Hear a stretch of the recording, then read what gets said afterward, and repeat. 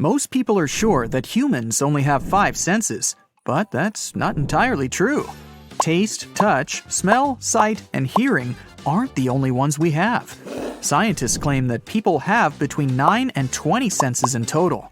These include thermoception, the sense of warmth, equilibrioception, the sense of balance. There's also the sense of time, although not everyone seems to have that last one. We used to think that there were just 8 different blood types, but in reality, there are over 30 known blood group systems. Here on the bright side, our favorite blood group is B positive. Get it?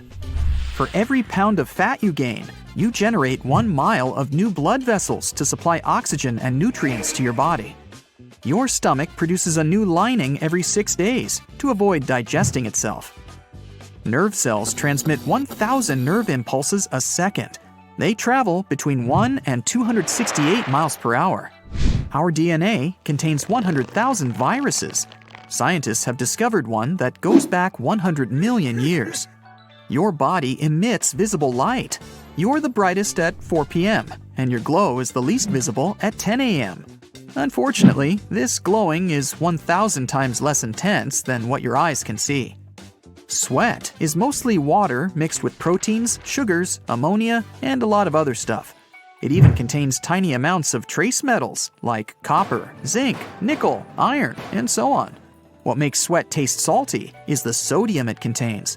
Plus, the more salt you eat, the saltier your sweat is. Your body's trying to get rid of the excess, and the fastest way is to sweat it out. If you walked 2 miles per hour, you'd have to walk for 20 hours straight to lose 1 pound. And it would take you 518 days and 8 hours to circle the equator. Earwax isn't actually wax. It contains fat, skin cells, sweat, and dirt. Your brain gets 3 times bigger over the first year of life and reaches its full maturity when you're 25. 60% of it is fat. Your brain generates around 23 watts of electrical power, which is enough to run a small light bulb. Humans can't really multitask. Your brain can't perform more than 1 action at the same time. It switches between them, which doesn't save time as you might think, but increases the possibility you'll do something wrong and makes the process longer. When you have an exam to take, or you're at work trying to focus on an important task, try chewing gum.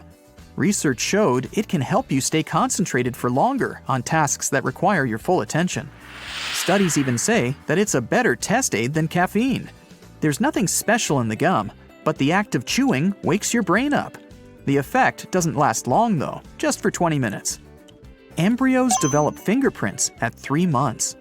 Your bones are 4 times harder than concrete. The strongest bone in your body is the femur. It can support up to 30 times the weight of a grown-up person. Even crazier is that our bones are made up of composite material, meaning they're both hard and elastic at the same time. Sunburn is the result of radiation exposure. When your body's natural defense mechanism gets overwhelmed trying to fight UV rays, a toxic reaction occurs that results in sunburn. Goosebumps are an evolutionary reflex left over from our ancestors. The release of adrenaline made their hair stand up, and they look scarier to approaching predators. Your body produces 1 to 3 pints of saliva every day. It helps you digest food and fights off infections. You also have a lot of bacteria in your mouth. Yeah, that's right. The average amount of bacteria in a person's mouth is almost the same as the number of people living on Earth. That's hard to digest. Each human has roughly 150,000 hairs on their head. Every strand grows around 1/2 inch per month. If we added the growth from each hair, it would measure the distance of 10 miles in just 1 year. Your hair is also a lot stronger than you think. A single strand can hold 3 ounces, which is the weight of an apple. If we combined the strength of all the hair on your head, it could support the weight of 2 elephants. Hey, let's try it.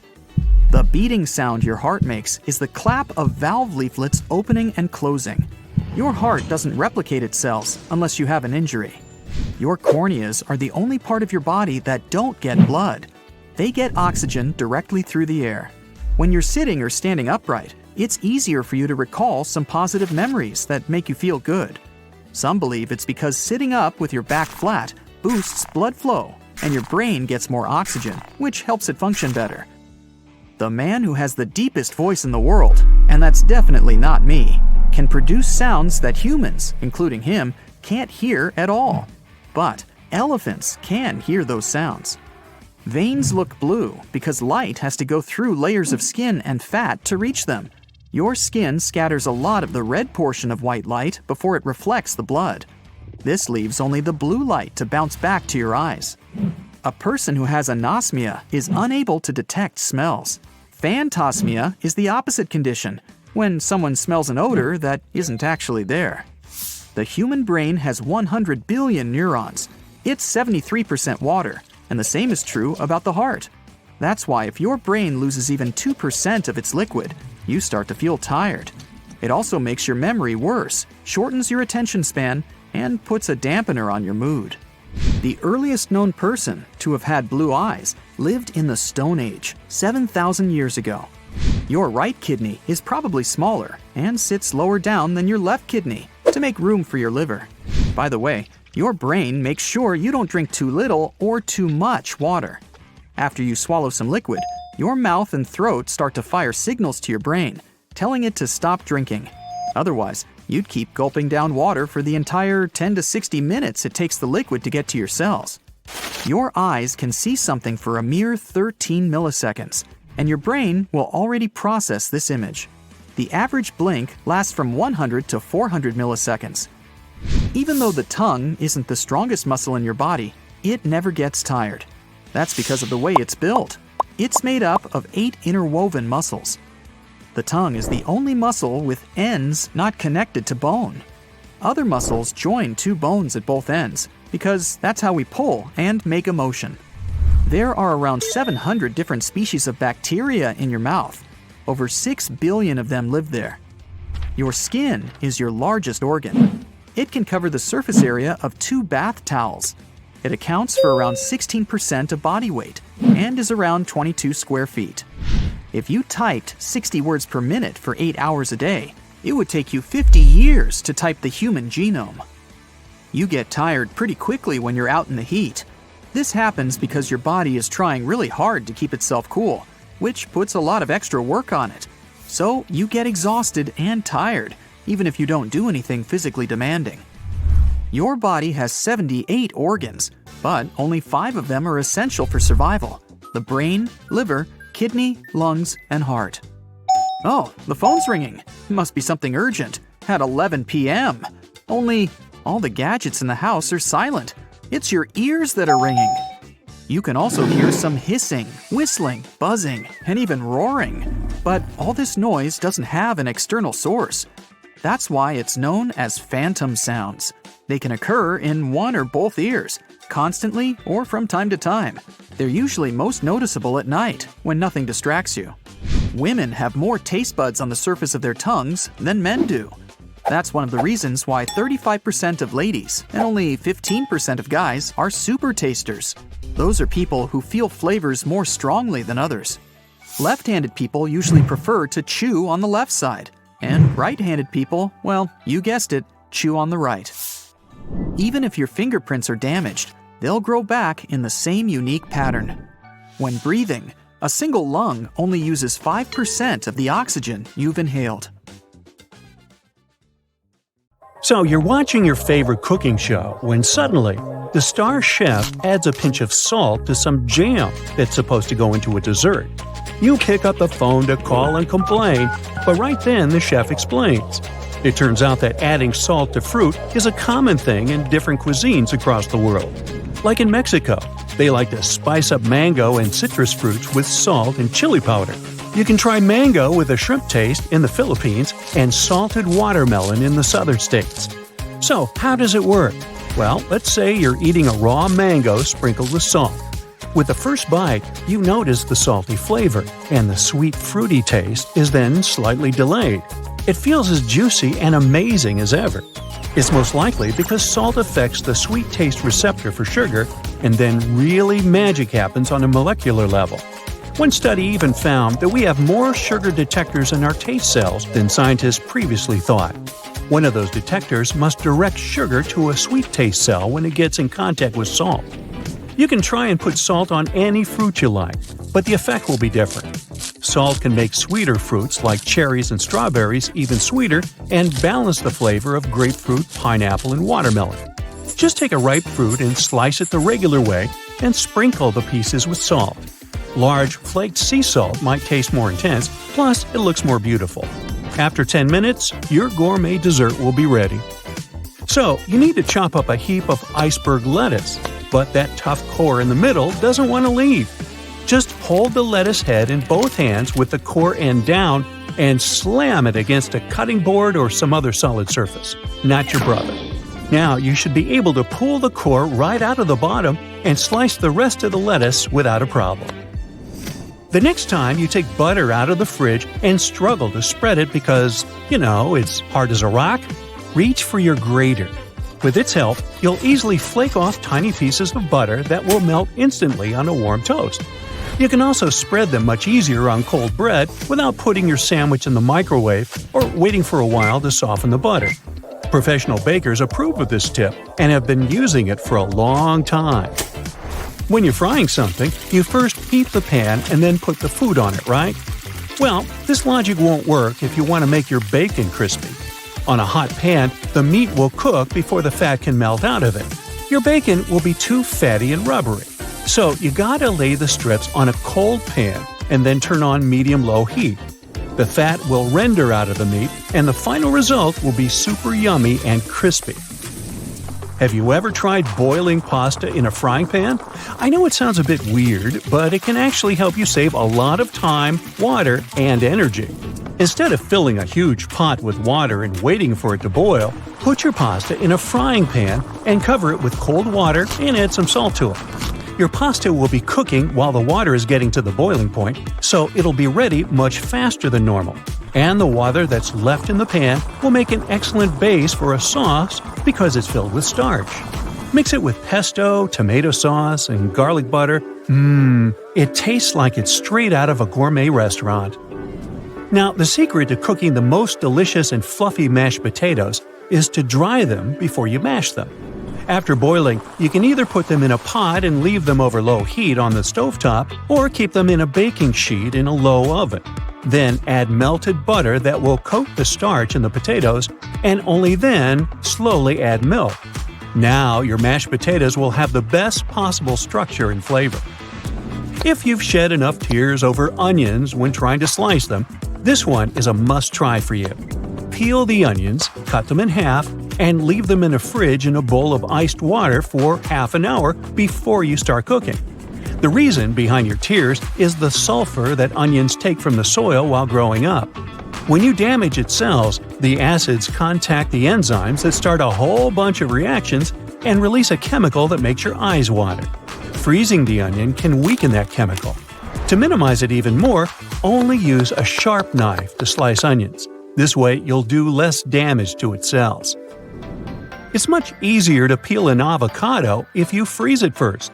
Just put it in the fridge as it is, give it some time, and then take it out and hold it under warm running water. Now you can peel it easily after you make a couple of crisscross incisions.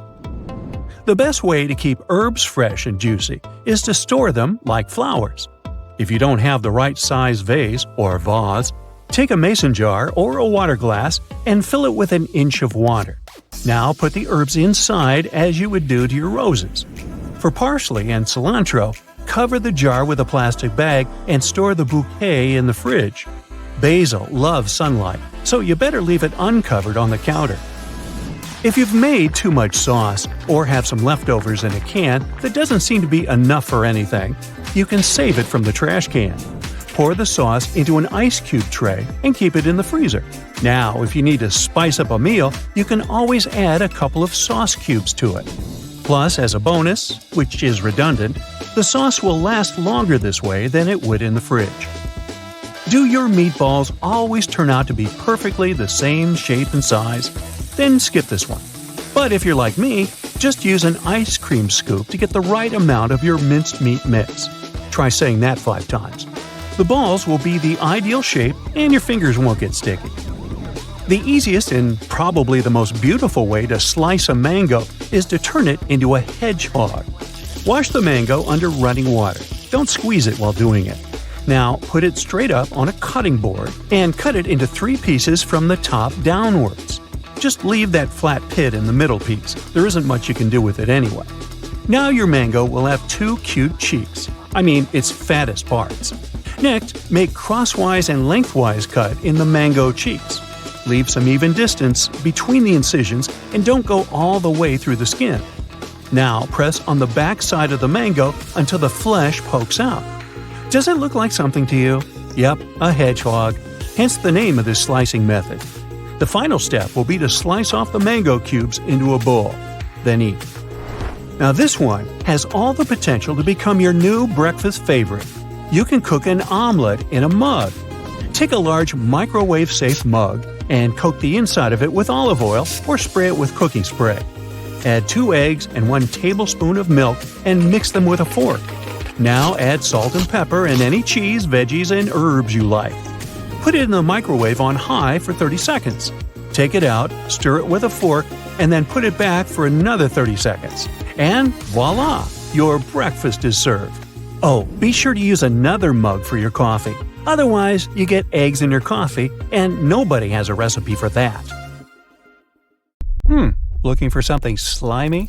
Well, many people tend to believe that snails are just slugs with shells. But even though they look so similar, they're completely different species. Slugs don't need any protective shells, as all their internal organs are, well, internal, inside their slimy bodies. They can squish themselves and get into hard-to-reach places, which is why slugs can often be found in the most unlikely spaces, like under tree bark, or inside tiny crevices, or at the library pretending to study for exams. Snails, on the other hand, are tightly connected with their shells and can't survive without one. Unlike hermit crabs, which replace their shells as they grow, snails are born with a shell on their back. Baby snails look adorable with those fragile translucent bubbles that calcify and become bigger and tougher with age. Cute? Well, you be the judge. Many of the snail's internal organs are inside the shell too, meaning that if it gets crushed or damaged, well, the animal would probably not survive. Still, a snail can repair small scratches and cracks in the shell with the help of proteins and calcium secreted by its mantle. Now, turtles are very close to snails in this regard, by the way, because contrary to common myth, they can't leave their shell at a whim either. A turtle's shell is an integral part of its body, and despite the reptile being able to hide its head and paws inside to protect itself from predators, its skeleton is fused with the hard shell, and just like any other animal skeleton, it grows with the turtle itself.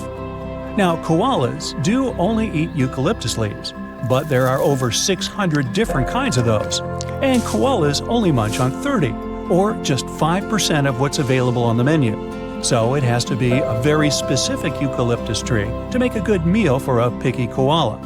These adorable creatures also have something in common with domestic cats. They sleep for 18 to 20 hours a day.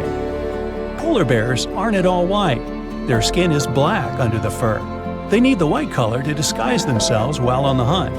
The color black absorbs the sun better than any other, while white fur doesn't stop sunlight. Rays pass right through it. In a sense, a polar bear has transparent fur. There's a myth that dogs and cats see the world in black and white. In reality, they just can't distinguish some colors. Nobody knows how exactly dogs see.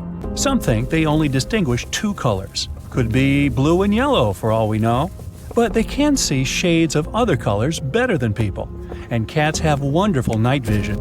They need about 7 times less light than a human to see in the dark.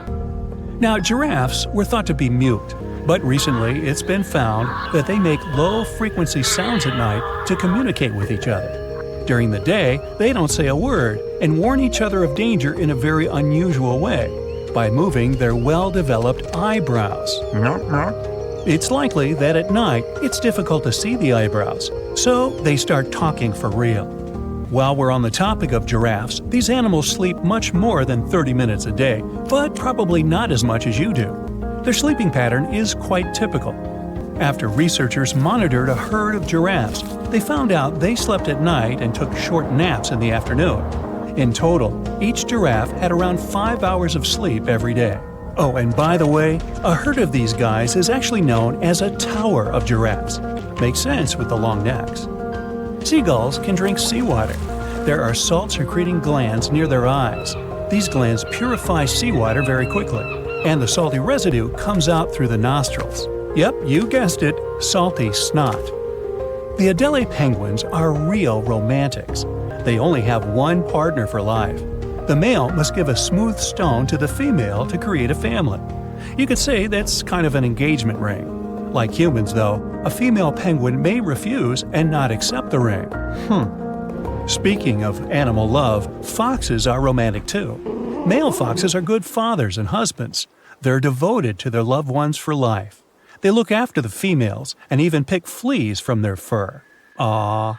Male foxes improve their whole houses and take an active part in their baby's upbringing. Dolphins can sleep with one eye closed and the other one open. Half of the brain dreams and rests, and the second half closely monitors the environment for signs of danger. The perfect brain for sleeping during boring classes and meetings. Hey, I didn't say that. Besides, dolphins manually control their breathing. They can simply drown if their whole brain is sleeping. Sea otters are the cutest sleepers among all animals. In the summer, because of the heat, sea otters spend all the time in water. They swim on their backs and sleep in that position. The babies are sleeping on their mother's stomach, and two adults hold each other by the paws so that they're not carried apart by water currents. Ostriches don't stick their heads in the sand when threatened. In fact, these guys don't bury their heads at all. This myth has spread thanks to that famous idiom to hide one's head in the sand. In real life, ostriches have to dig holes in the sand for their eggs because they're flightless birds. To make sure they're evenly heated, ostriches put their heads in there to rotate the eggs from time to time. But ostriches still have some escaping mentality. When they face some threat, they can flop to the sand and stay perfectly still, pretending they aren't alive. Now, according to a popular misbelief, sharks can breathe only while moving because swimming helps them push water over their gills. Although many kinds of sharks are designed this way, many others, like bottom-dwelling nurse sharks, don't need swimming to pump oxygen-rich water over their gills. Meanwhile, all sharks do lack swim bladders, so if they stop swimming, they'll probably sink to the bottom. But luckily, a shark's body can't be compressed. That's why rapid descents or ascents are safe for them. Scientists from Japan played audio recordings for cats to prove they're truly dismissive. In those recordings, the owners of the cats called them by their names. Cats' pupils dilated, the animals moved their tails, legs, or ears. Cats heard people, but rarely responded. It's all about evolution. Cats came to people because they were attracted by mice that ate grains. They lived close to people, but were never tame. And yet, we keep feeding them. Birds are actually the only surviving dinosaurs. They evolved from theropods, the dinosaurs that ran on two legs. Yep, T-Rex is a distant relative of chickens, ostriches, and even hummingbirds. In reality, flamingos are white. The bird turns pink due to beta-carotene. This pigment is found in the algae and the shrimp that it feeds on. You can change your color too. If you eat a lot of carrots, your skin will turn slightly orange. This will happen because of the high beta-carotene content in the vegetable. Sailors from all over the world talked about the giant squid they met on their voyages. For many years, scientists considered monsters with long tentacles to be a myth. But in 2004, the first photo of a giant squid was taken. They actually exist. Scientists have registered an animal that has grown to 43 feet. Mosquitoes actually bite some people more than others. The most delicious humans are those with type O blood. Also, these insects have really good eyesight. They're attracted by green, black, and red colors. So, check the color of your clothes before you go camping. You can actually put a shark in a trance for 15 minutes. To do this, you need to stroke the nose of a dangerous animal with your hand. This sort of hypnosis is called tonic immobility that happens thanks to the receptors in the shark's nose. When stroked, the receptors send a lot of signals and the shark's brain is unable to process them all. Now, what it doesn't say here is exactly how you get close enough to a shark to rub its nose. I'd say that's important information, don't you think? Elephants aren't afraid of mice per se, But these massive animals have bad vision. They also move fairly slowly. That's why they can get startled by a bird or a small creature, like a mouse darting past them. Just the element of surprise, nothing more. The chameleon can change its color, but this creature doesn't do it to camouflage itself. The color change helps the animal regulate its temperature and communicate with peers. Now, when most dogs pant, their tongues hang out of their mouths. That's why many people think that's how they sweat. In reality, dog sweat glands are located on their paw pads. Plus, there are other sweat glands all over their bodies. Dogs pant to evaporate moisture from their nasal passages, tongues, and the lining of their lungs. This also helps to cool them down. You might leave wasps alone, but don't be so sure they'll do the same. Bees do respect human boundaries, and if you don't bother them, they won't hurt you. But wasps are so bad-tempered, they can sting you even if you're just walking by their nest. Well, phooey on them. In 1886, a competition was announced in Paris. The winner would get the right to design and build the centerpiece for the World's Fair of 1889. The company of Gustave Eiffel proposed a project that won among 107 others. The first project of the architects from Eiffel's company was a tower with stonework pedestals, monumental arches between the columns, halls with glass walls on each level, the top shaped like a bulb, and plenty of ornaments. That project was too complicated, so they changed it, only leaving the arches at the bottom. It took a record 5 months to finish the foundation and another 21 to put together the 18,000 metal pieces on top. You can still see it and count them all when you visit Paris. The Eiffel Tower looks revolutionary where it stands even today. But back in the late 19th century, it was a real sensation, for which a lot of people criticized it. Famous writers called it a tragic street lamp, a half-built factory pipe, and a giant skeleton. Now, they weren't too wrong. The tower really has something in common with a human skeleton. It was inspired by a thigh bone. When they were just beginning to work on the project, Eiffel's team faced a serious problem. They had to make the tower strong enough to withstand the elements, but at the same time, it had to be about as light as air. If they had made one mistake, the tallest construction in the world at that time would have collapsed under its own weight, gravity, or a strong wind. And they had to work with iron, which was a revolutionary new building material back then. Around the same time, anatomist Hermann von Meyer was researching the thigh bone, or femur. It's the longest and strongest bone in the human body. Bones are strong and solid on the outside and spongy on the inside, the same as bamboo. It grows so tall because it's a hollow tube made of smaller tubes that are made of even smaller ones. The bone, just like bamboo, takes the load it carries because of the structures inside it.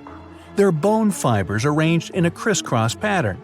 A Swiss engineer, Carl Kollmann, developed that concept and created a crane where patterns like in the thigh bone were used exactly where support was needed most. Gustave Eiffel used that idea and decided to build his tower using crisscross patterns of studs and braces to support the construction.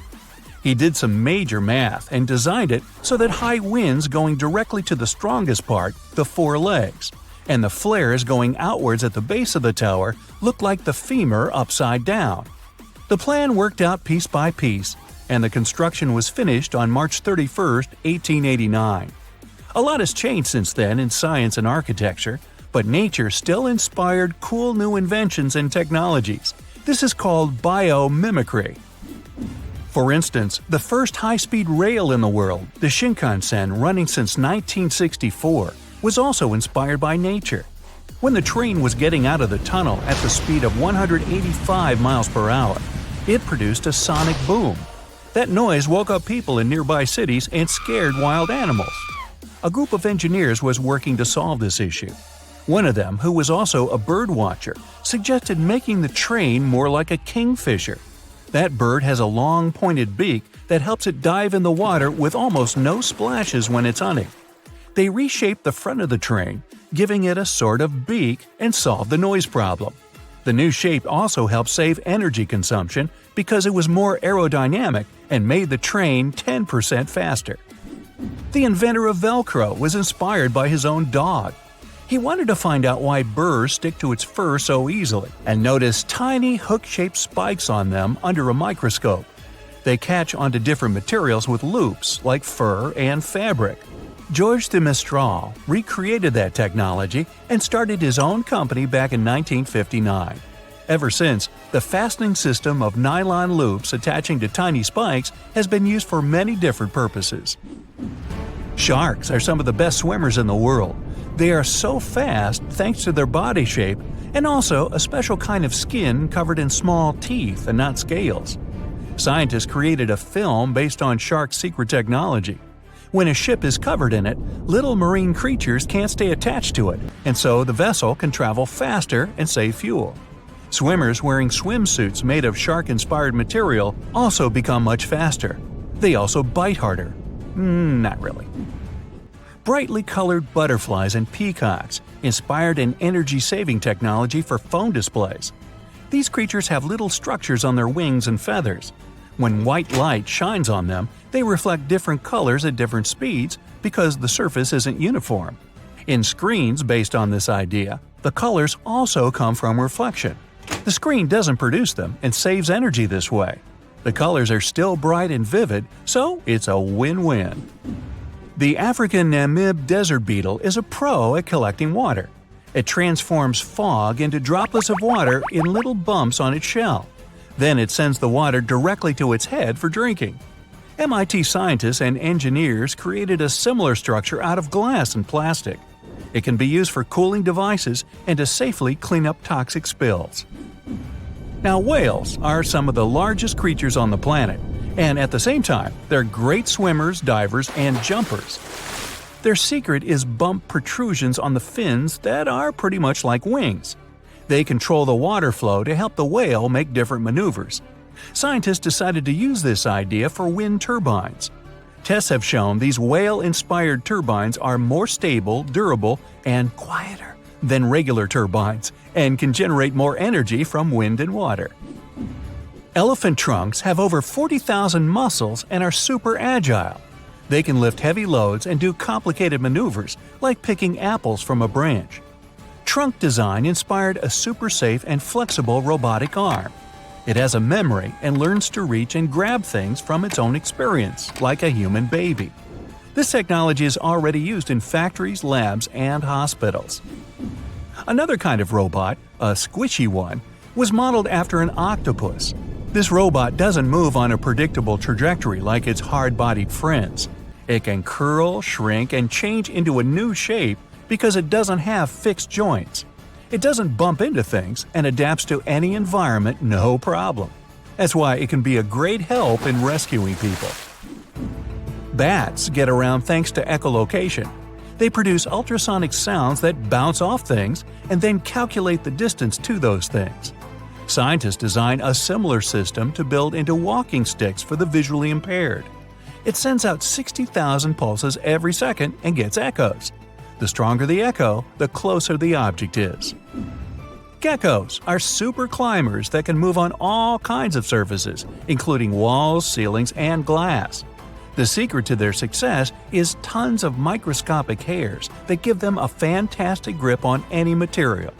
Scientists decided to use this knowledge for medical purposes and maybe to turn humans into spider humans in the future. The gripping material they designed is activated by UV light. Lobsters are delicious. They also have a unique vision. Their eye lenses are like flat mirrors that don't bend light but reflect it at many different angles. Scientists use this principle in building telescopes that can focus from different angles in space. A lobster's vision also inspired X-ray devices that can see even through a thick steel wall. Did I mention lobsters are delicious? Woodpeckers spend their days drumming on tree trunks, but their skulls and brains somehow stay safe and sound. That's because their beak and skull have many layers, and some parts of them are soft and absorb the shock. Scientists noticed this on CT scans of the birds' heads and used that knowledge to build a mechanical shock-absorbing system for micro-devices. They can also use it to make insulation material for spaceships and protect football players from injuries. Now, not all attempts at biomimicry are equally successful. In the late 1990s, Mercedes-Benz was looking for a new design idea of an aerodynamic, safe, efficient, and maneuverable car. They thought a boxfish would be a perfect role model. It resists the flow of water and stays on its course even in the rough sea. Well, what worked well in the sea didn't work out for a car. It turned out to be super unstable. Hey, it wasn't failure. They just learned one more way that it didn't work and went on to try the next thing. Good advice. What if I told you you just won a round-the-world trip to visit the planet's most famous landmarks? Nice, right? But there's a catch. You might be visiting them for the last time in your life. That's because these landmarks are threatened to disappear during your lifetime. Yikes! Ah, Paris, the city of love. For our modern eyes, it's hard to imagine the city without its most famous landmark, the Eiffel Tower. But it wasn't always there, of course. Gustav Eiffel, the tower's architect, was commissioned to expose it during the 1889 World Fair. But the so-called Iron Lady was only meant to stand for 20 years. After that, it was going to be demolished, except that, this plan was never implemented. The tower wasn't taken down because of an antenna built on top of the tower, and it conducts wireless signals. But there's a problem. The Iron Lady is made of iron. And with time and bad weather, which Paris happens to get a lot of, iron deteriorates. It rusts, and this rusting makes the iron weak, up until the point where it can crack. And if a tower that is made purely of iron starts to crack, you know what this means. No more selfies eating croissants in front of the famous Tour Eiffel. Apparently, French authorities are aware that this is happening, but instead of repairing the whole tower, they're kind of just painting over the rust. Your next stop is in beautiful Rome. You are here to visit, you guessed it, the Colosseum, one of the world's most visited monuments. The gladiators used to put on shows there. Well, you might as well say arrivederci to it while you can. Like a lot of ancient monuments, the Colosseum is in danger of disappearing. It survived for almost 2,000 years since it was commissioned by Emperor Vespasian. But due to yearly exposure to harsh weather, the monument is getting weaker. The problem here is mainly snow. When snow falls upon the Colosseum, the freezing water infiltrates the cracks of the rocks and makes them bloat. You know, like when you put a soda can into the freezer and the bottom pops out? I know, snow is a kind of infrequent visitor in Rome, but even rare below-zero temperatures can damage the Colosseum seriously. And since we can't control the weather, who knows how long we'll get to see this beauty around? After hopping on a red-eye to India, you arrive at the unique Taj Mahal. It's even more mesmerizing in person than it is in pictures. The Taj is one of the 7 wonders of the modern world. But why is it at risk of disappearing, you might ask? The monument was finished way back in 1643. It was made with pristine white marble as a gift from Emperor Shah Jahan to his beloved wife. But if our white shirts get dirty just by stepping outside the house, imagine an open-air monument that has existed for over 4 centuries. The Taj Mahal is located in the city of Agra, right beside the Yamuna River. Over the years, the region has become very polluted, and all of this pollution is helping to destroy the Taj. India's Supreme Court has been on the case for many years now, and they say the monument is turning greenish and brown. So, high authorities decided that either the local government restores the Taj Mahal completely, or they'll shut it down, or worse, destroy it. For the good of humanity, I hope they decide to restore it already. Otherwise, we'll be down to only 6 wonders. Finally, you've made it to South America. More specifically, you're now in the mountainous country of Peru. If you're not used to such high altitudes, you might get a little dizzy. But it's worth it to see the mesmerizing Incan ruins of Machu Picchu. The city is located at over 7,000 feet above sea level, and no one knows how the Incas built such a sophisticated village. That's why the site attracts around 440,000 visitors every single year. But since regulation is not so strict, the site is also slowly deteriorating. Machu Picchu may be the victim of something known as over-tourism. I mean, if you look at any footage from the site on a normal day, it's pretty packed up. And even if it's a stone-made town and stones are pretty resistant, they do suffer from erosion, man-made or weather-made. Oh boy, I really don't like the sound of that. There's another stone monument that you need to check off your list. Can you guess which one it is? Yup, Stonehenge. Located in the peaceful hills of Wiltshire, England, Stonehenge has been around for over 5,000 years. Well, nobody knows exactly when it was built, but bear with me. If the only cause for disappearance would be erosion, then it would make the monument millions of years before it disappeared. But that's not the case.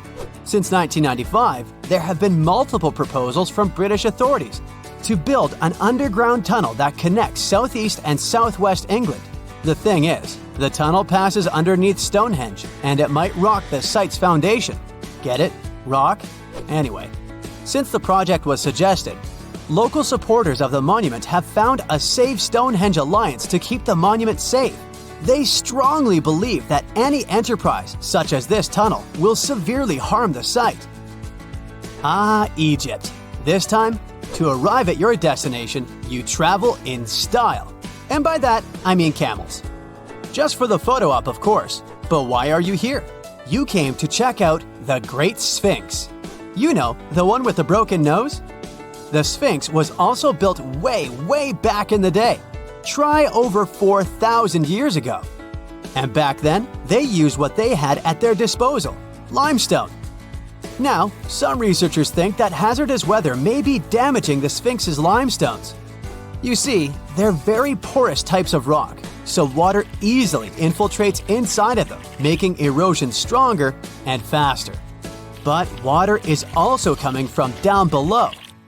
Unlike the pyramids of Giza, the Great Sphinx was carved directly from the bedrock.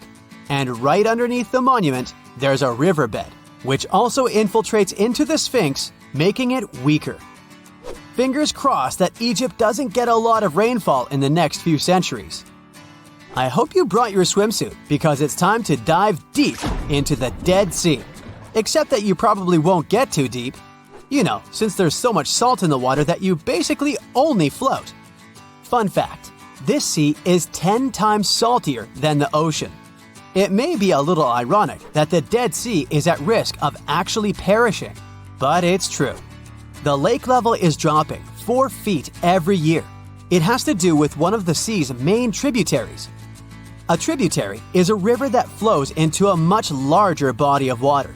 The thing is, the region is not so rich in natural water, so some of the local authorities ended up diverting small tributaries for basic human uses.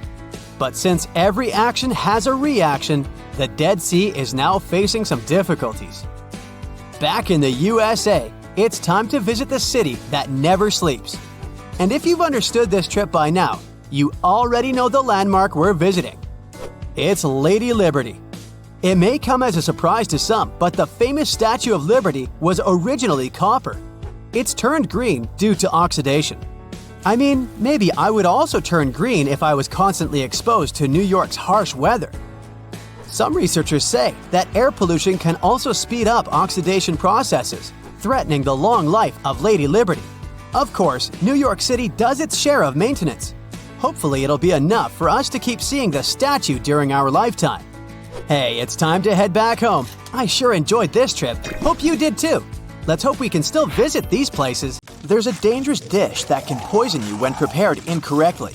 Everyday food like honey and cashew can be harmful too in certain conditions. You should know these facts before you eat some products. Have you ever chewed the seeds when eating an apple? Then you know that unpleasant taste the seeds have. That's because of cyanide. Don't be alarmed yet. The seeds have a protective cloak covering them. That's why cyanide doesn't enter your system if you accidentally swallow the seeds. Better be cautious though. Even small doses of cyanide can result in rapid breathing and more extreme and unpleasant results. Another danger lurking in your kitchen is potatoes, the ones with sprouts and green spots. Cutting off the green parts or sprouts solves the problem only visibly. The toxic substance called glycoalkaloid may have already spread through the whole potato. this substance turns some parts of a potato green for some reason. It's a sign for you. Eating this kind of potato can cause nausea, headaches, and other consequences. Are you a bubble tea fan? Then maybe you're familiar with cassava, aka tapioca. This is a root veggie, and it's cultivated in South America. It's also often used to make cakes and chips. It can be either sweet or bitter. It's common for root and tuber varieties of cassava to contain toxins. Tapioca must be prepared properly before you consume it. If it's served incorrectly or eaten raw, the consequences are pretty serious. But when it's processed correctly, it's delicious and safe to eat. Elderberries are known as a supplement to boost your immune system and help your body fight a cold or the flu. This medicinal plant needs to be handled and prepared with care too. If you eat unripe berries, they can do more harm than good. Here comes lectin and cyanide. These chemicals can cause stomach problems, for instance. This one makes me sad more than any other thing on the list, and this list includes a lot of healthy products. Anyway, here I spell it out. Popcorn. There are many studies saying that microwave popcorn is harmful for you. First, you consume the chemicals used in packaging. There are also flavoring additives that aren't healthy. Now remember that moment when you open the bag and hot popcorn smelling air goes up into your nose? It can lead to irreversible lung damage. For instance, there's a diagnosis named popcorn lung. A chemical used to provide microwave popcorn with its buttery flavor is related to that diagnosis. What can you do? Choose other packaging options or invest in an air popper. Air-popped popcorn has only 90 calories and less than 1 gram of fat. Yay! Number 6 is honey. Honey is a sweet liquid made by… I'm joking. But do you know that natural honey is dangerous to eat if the amount is more than a teaspoon? It has a toxin with a hard-to-pronounce name. To get rid of this toxin, honey has to go through a pasteurization process. Let's move on to cherry pits. If you don't chew or crunch them, you'll probably be fine. Yet, keep in mind that these pits contain prussic acid, and this stuff is poisonous. What about ackee fruit? It's the national fruit of Jamaica, and it turns out unripe ackee contains a poison called hypoglycin. Ackee fruit must be fully ripe if you want to eat it. In other words, this fruit should open up by itself. Once it's ready to be picked up, it'll split wide open. No to the highly toxic pink flesh or black seeds, and yes to the delicious creamy pulp near the seeds. Eating this fruit incorrectly can cause Jamaican stomach sickness. Fugu is the Japanese word for pufferfish and the dish prepared from it. What's interesting about this dish is that it can be the last dish in your life if you don't prepare it properly. This fish contains a very powerful toxin that's very dangerous to humans. A single fish has enough poison to harm 30 people. Because of this, Japanese chefs undergo years of training to get a special license. Despite all precautions and preparations, fugu still sometimes becomes the last meal for some people. Would you take that risk? Perfect ciders, cashews. They can also be very risky to eat when they're raw. You probably get cashews from stores with raw cashew labels, but they aren't 100% raw. Before they find their spots on the shelves, they're processed with steam to remove a toxin called urushiol. Cashew shells contain this toxin. What would happen to you if you ate these nuts raw? A dangerous allergic reaction if you have a tendency to allergies. This depends on your sensitivity to poison ivy. Speaking of raw food, raw kidney beans are risky too. They contain a toxin called lectin. This one can give you stomach aches and other digestion-related issues as a bonus. All you need is to swallow 4 to 5 raw beans to experience these side effects. Red beans are rich in plant-based protein, essential vitamins, and minerals. Cook them correctly to enjoy these goodies. For this, keep dried red beans on the stove for at least 10 minutes. Boiling them for a shorter time and at a lower temperature can actually increase their toxicity. Beans can become even more toxic than if they are consumed raw, so yeah, a minimum of 10 minutes at high temperatures. Eating too many untreated bitter almonds can cause many unpleasant symptoms and health issues. Rhubarb leaves are a bit tricky too. You can eat the stalk, but don't munch on the leaves. The leaves contain oxalic acid, which ties to calcium. This makes it harder for the body to absorb the needed amounts of calcium. Mushrooms. For plenty of people, pizza and pasta wouldn't be so great without mushrooms. We all know that mushrooms are kinda unpredictable, especially if they grow in the wild. Here are two of the most dangerous ones, the death cap and the destroying angel. Starfruit is a risky choice for people with sensitive kidneys. If you're one of them, you might want to keep this fruit out of your meals. Regularly functioning kidneys can filter out the toxins starfruit contains. Otherwise, the toxin will hang around and cause some problems there. The next product on the list is nutmeg. If you find that nutty flavor super nice like me, hear me out before adding it everywhere. Small amounts of nutmeg are fine and healthy, but if you, let's say, eat spoonfuls of nutmeg, it can cause problems. Even with 2 teaspoons, knock knock, you get poisoned.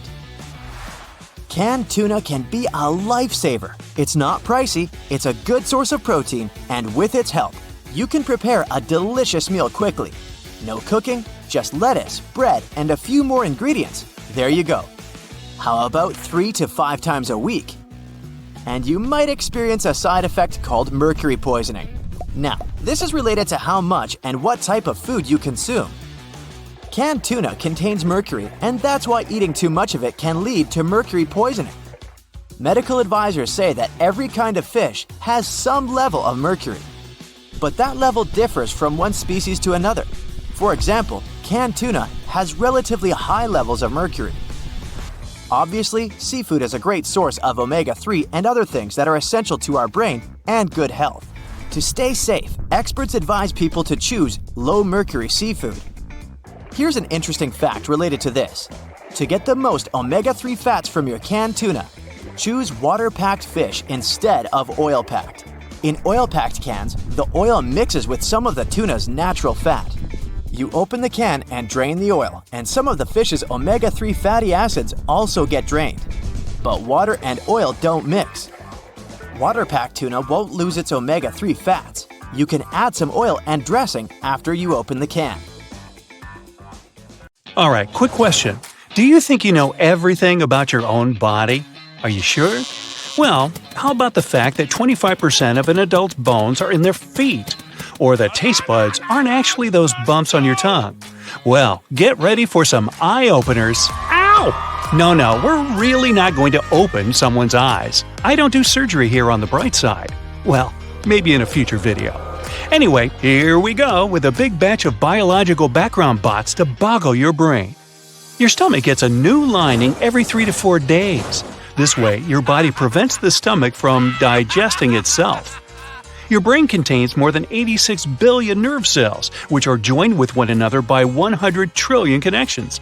That's many more than the number of stars in our home Milky Way galaxy.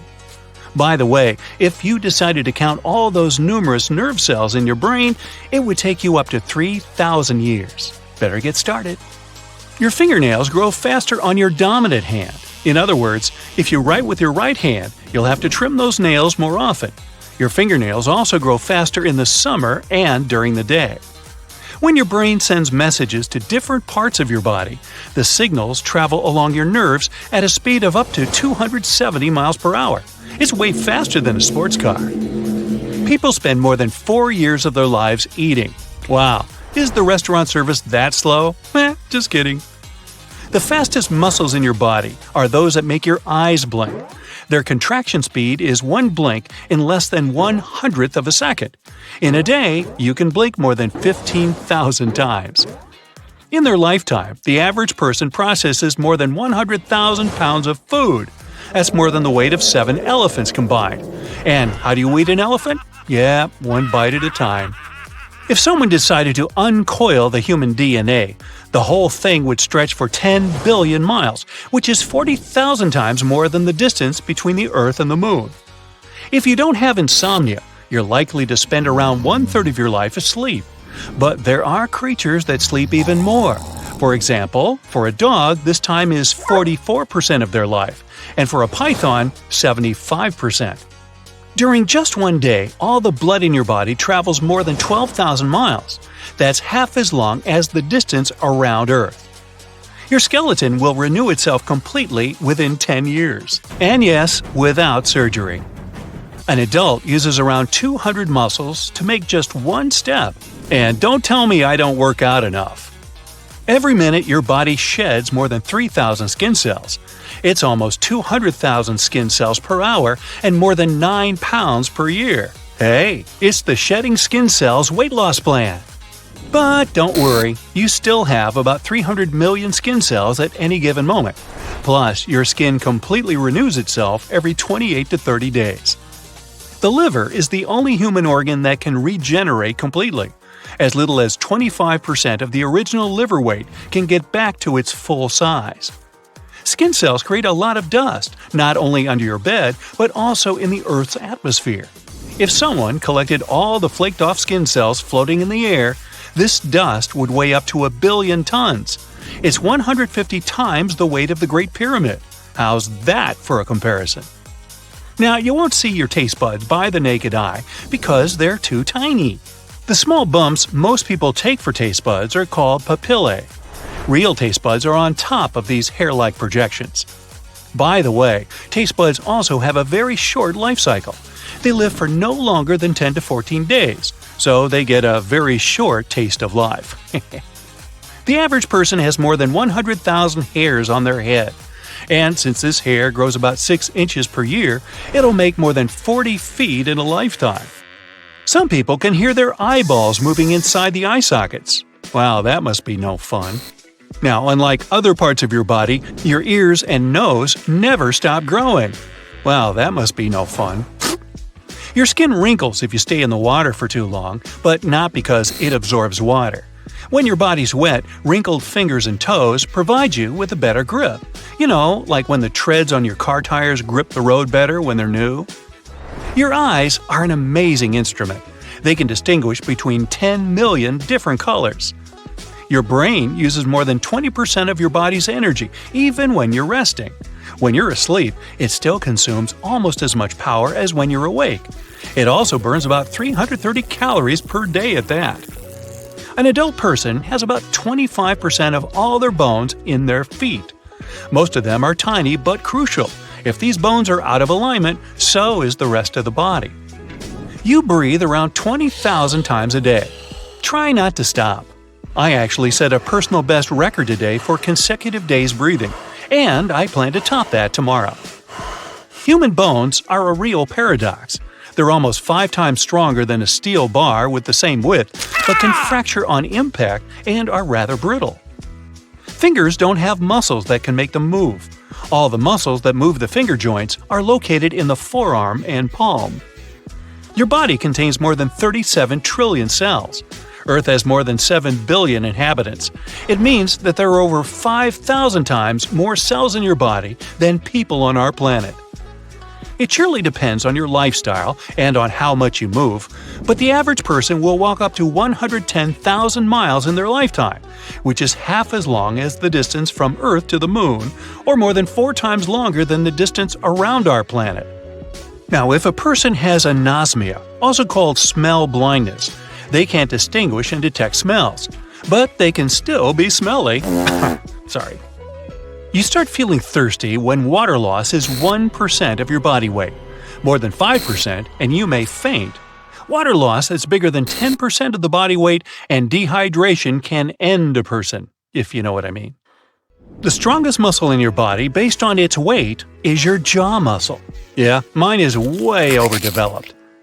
At any moment, 50,000 cells in your body are getting replaced by new ones. Boy, that sounds like a company I used to work for. By the end of their life, the average person can recall up to 150 trillion pieces of information, except where they left their car keys. Even if fingerprints are badly damaged, they can still grow back with their original pattern. Your most powerful sneeze can travel at a speed of more than 100 miles per hour, almost as fast as a skydiver in freefall. The average person has about 250 hairs in each eyebrow. These hairs get completely replaced every 4 months. Your brain's memory capacity is equivalent to about 4 terabytes on a hard drive, which is more than 8 million photos. People are the only living creatures that can naturally sleep on their backs. Even apes usually sleep in a sitting position, leaning on something. Your longest bone is your thigh bone, not your funny bone, and the tiniest one is in your ear. It's shorter than a grain of rice. The largest organ in your body is your skin. Despite being thin, it weighs a surprising 9 to 11 pounds. That's the weight of a healthy and well-fed house cat. Your skull may feel like it's all in one piece, but in fact, it consists of 29 different bones. The only part of your body that can't heal itself is your teeth. What a shame. Right-handed people tend to chew most of their food on the right side of their mouths, while the left-handed opt for the other side. Out of all people who can move their ears, only 30% can move just one ear. Ooh, such talent! Every person has dimples on their lower back, but in some people they're more pronounced than in others. These dimples appear in places where the pelvis is connected with the sacrum, so their existence, even if it's not apparent, makes sense. Your right lung is shorter than the left one because it has to leave some room for your liver. The left lung, on the other hand, is narrower since it has to make space for the heart. A male's lungs can usually hold more air than a woman's. Surprisingly, you burn more calories when you're sleeping than when you're watching TV. Actually, that should tell you something helpful. By the time you turn 60, you're likely to lose 50% of your taste buds. Your hair grows twice faster when you're traveling by plane. It has to do with higher atmospheric pressure. The muscles that help your eyes focus make around 100,000 movements a day. If you want to make your leg muscles move as much, you'd need to walk 50 miles. When you listen to music, your heart starts beating in sync with it.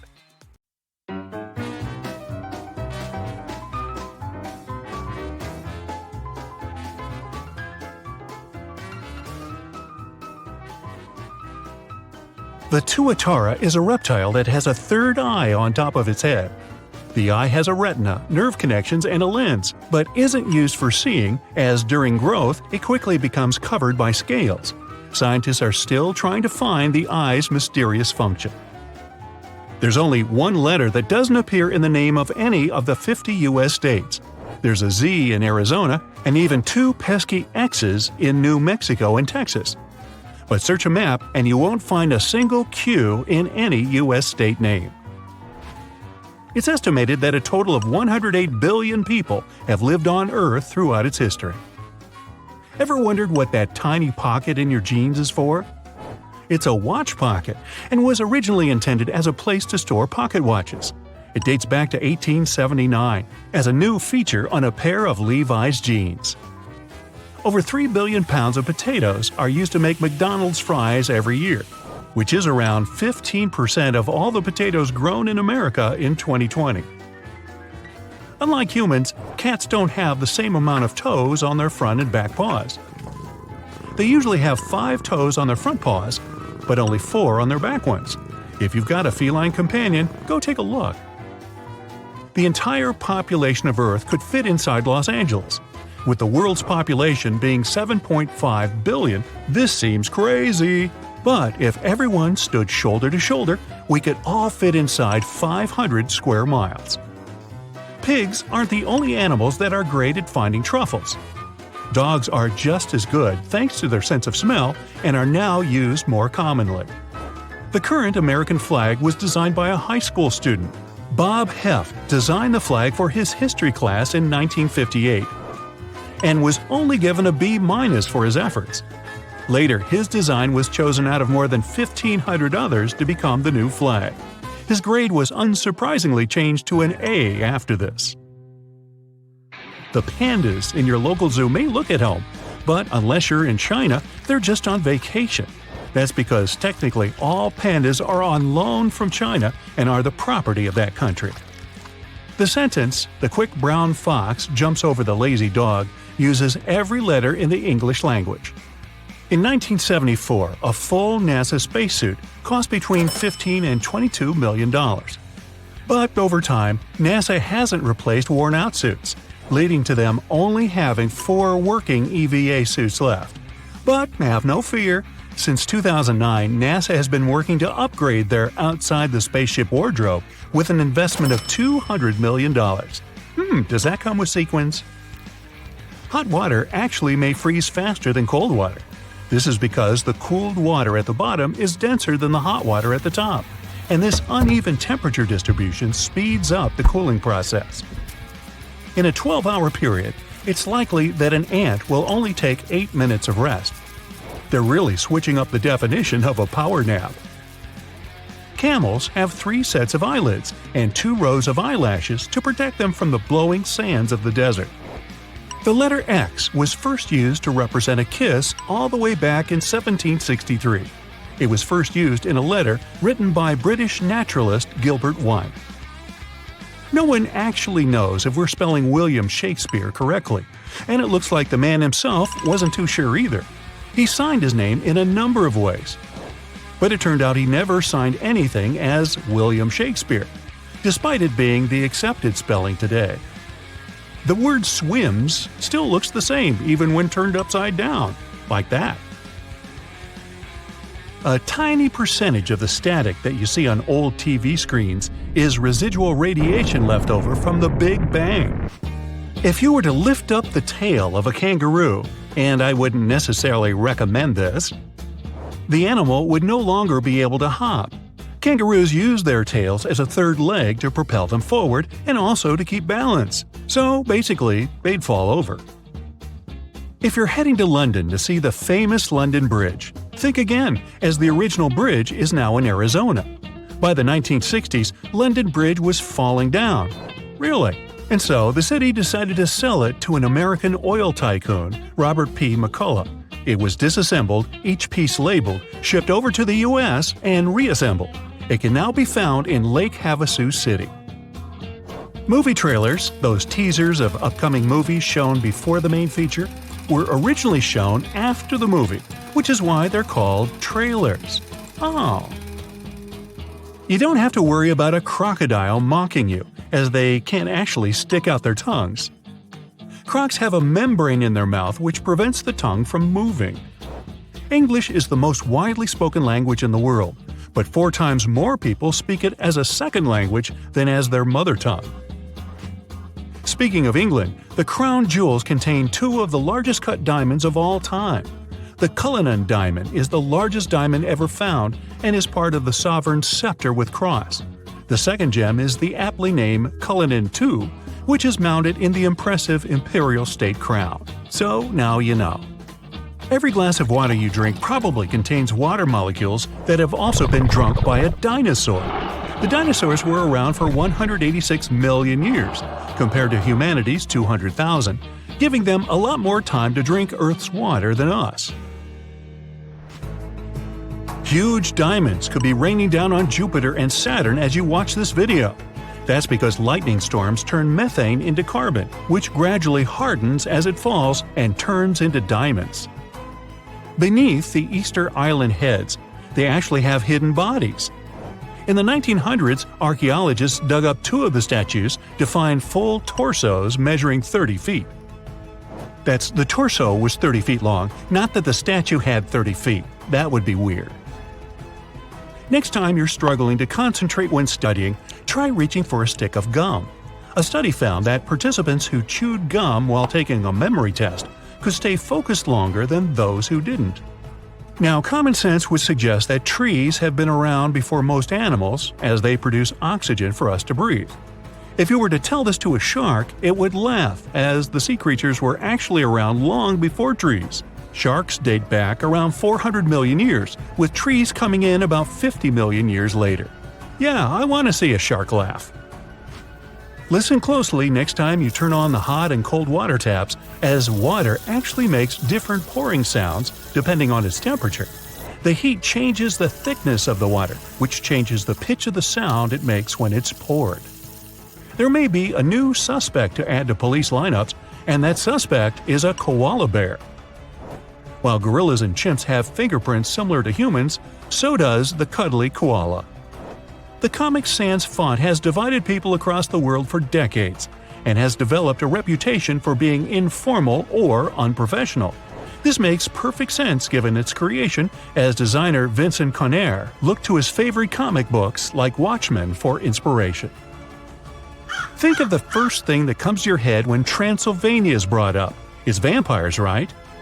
But Dracula's author Bram Stoker never actually visited the mountainous region of Romania, which cemented Transylvania in the legend of the vampire forever. The first college football game took place as far back as 1869 and was between Rutgers and Princeton. Rutgers won the game 6-4. If you're looking for a bodyguard from the animal kingdom, look no further. The silverback gorilla can lift up to 10 times its own body weight, which translates to a total of around 1,800 pounds. This makes them one of the strongest living mammals on Earth. Ever wondered how a city gets named? In Portland, it came down to a coin flip. If the coin had landed the other way around, we'd be calling it Boston, Oregon. Iceland is growing 2 inches every year. This is because it's divided by the North American and European tectonic plates. So as the plates push wider apart, the bigger Iceland gets. The average person will spend a whopping 6 months of their life waiting for red traffic lights to turn green. Poor yellow isn't even mentioned. Humans are the only animals with chins. While other animals, like the chimpanzee, share similarities with humans, like walking on 2 legs or having a jaw, none actually have that little bit of bone in the middle of the lower jaw. So hey, when you're feeling down, chin up. If you're smelling something fishy at home and it's not your delicious salmon dinner, then it's time to check your electrical equipment. That stinky smell could mean your wires are frayed, your breakers are faulty, or your circuits are overloaded. And let me tell you, those plastic-coated wires emit a smell worse than a tuna sandwich left out in the sun. So don't be a fish out of water and get your electrical system checked ASAP. If you smell rotten eggs in your house, call the plumber straight away. The most obvious reason is the sewage and drain problems, such as contamination. But such a smell can also be produced if you've got problems with the water heater. Another possible problem might be a gas leak. Manufacturers add some distinct bad-smelling chemical to natural gas, so that people could notice even the tiniest gas leak on the spot. This one may not be as easy to spot as a unicorn in Central Park, but it's still important to know. Have you ever caught a whiff of something funky before your stove ignites? That's the smell of carbon monoxide. And let me tell you, it's no joke. This sneaky gas can be extremely dangerous if you inhale too much of it. And the worst part is that it's completely odorless and tasteless. That weird scent you're picking up, it's actually added to the gas to give you a heads up that danger is lurking. So, next time you catch a funky smell coming from your stove, don't just brush it off as last night's leftover lasagna. It's not uncommon to find mold in your home wherever water is present and trapped, like an unknown leak in the walls. Mold spores can grow as a result of this moist patch and can cause pretty serious health issues. Bedbugs have a thing for shoes. Yup, they love to hide in them, but only if the conditions are right. So if you've got a pair of shoes that you hardly ever wear, watch out. Bedbugs might just be snuggling up in there for a cozy nap. But don't worry, there's a trick to keeping those pesky bugs out of your kicks.